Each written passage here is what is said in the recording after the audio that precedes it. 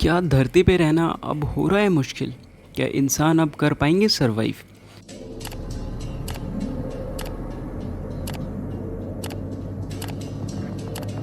ये क्वेश्चन मैं इसलिए पूछ रहा हूँ क्योंकि जून का महीना है और इस टाइम पे बहुत भयंकर हीट वेव चल रही है, स्पेशली दिल्ली के अंदर।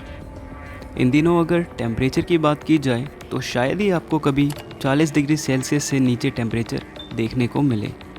अगर दिल्ली की बात करें तो इन दिनों में दोपहर के टाइम दिल्ली के अंदर 42 डिग्री सेल्सियस से लेकर 46 डिग्री सेल्सियस के बीच टेम्परेचर रहता है, जो टेम्परेचर लोगों के लिए अनबियरेबल है। इवन शाम के 6-7 बजे के टाइम भी दिल्ली के अंदर 39 डिग्री सेल्सियस से लेकर 42 डिग्री सेल्सियस तक के बीच टेम्परेचर रिकॉर्ड किया गया है। इतने टेम्परेचर में लोग शाम को भी कैसे बाहर निकले, कैसे कोई काम करे? इन सब चीज़ों के लिए सिर्फ क्लाइमेट चेंज और ग्लोबल वार्मिंग ही रिस्पॉन्सिबल है। आखिर है क्या ये क्लाइमेट चेंज? चलिए जानते हैं।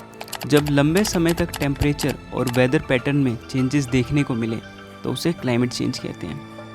बहुत सारे लोगों का ये कन्फ्यूज़न है कि अगर टेम्परेचर ज़्यादा है तो ये क्लाइमेट चेंज है, बट ऐसा बिल्कुल नहीं है। पहले के टाइम में क्लाइमेट चेंज नेचुरली होता था, जैसे सन की एक्टिविटी में चेंजेस होना और वोल्केनिक इरप्शन वगैरह वगैरह। लेकिन 18th सेंचुरी के बाद ह्यूमन एक्टिविटीज़ ही मेन रीज़न है क्लाइमेट चेंज होने का।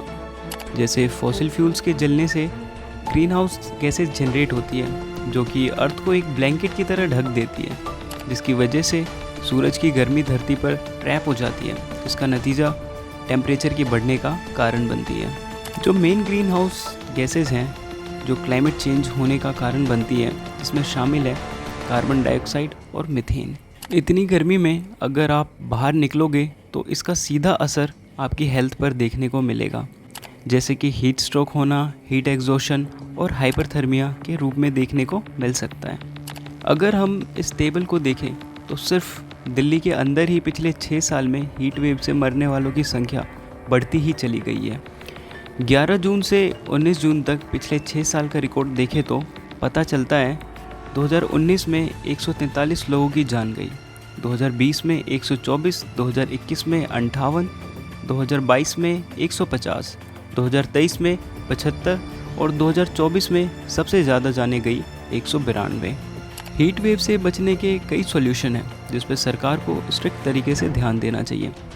सरकार को पब्लिक ट्रांसपोर्ट को प्रमोट करना चाहिए, जिससे लोग अपना पर्सनल व्हीकल कम यूज़ करें। सरकार को ग्रीनरी प्रमोट करना चाहिए, जिससे टेम्परेचर को कंट्रोल में रखा जा सके।